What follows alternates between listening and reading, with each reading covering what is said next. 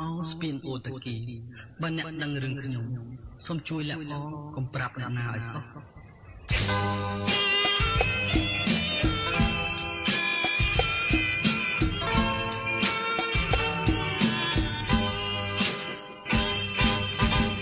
សម្រងទាំងខ្មៅលើដំបៅចាស់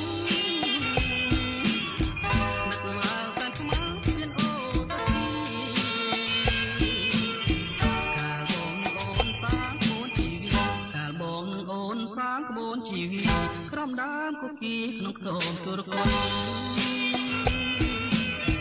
កូនតាមម្ដាយទៅមង្គលបរិយ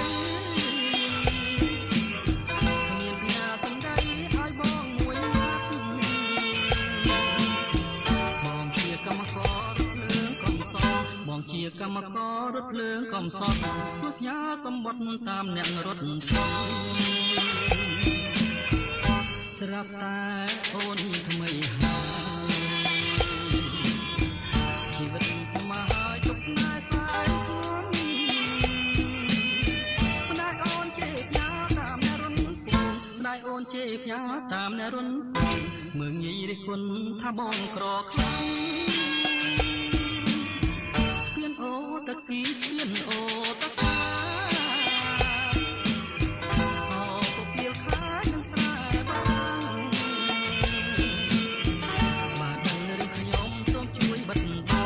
ដឹងរឿងខ្ញុំសូមជួយបិទបាំងធ្វើជារនាំងបាំងស្នេហ៍នេះ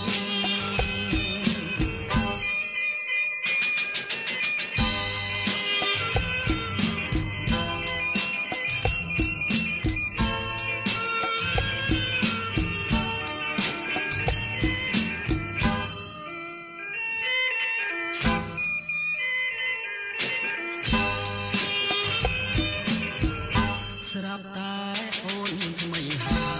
យជីវិតថ្មីហើយទុកស្នេហ៍ខ្លាយធ្ងន់ម្ដាយអូនជេរផ្ញើតាមអ្នករុនម្ដាយអូនជេរផ្ញើតាមអ្នករុនមើងងាយរិះគន់ថាបងក្រខ្លាំងស្ពានអូតាគីស្ពានអូតាកាអោពពាលខានឹងស្រែបា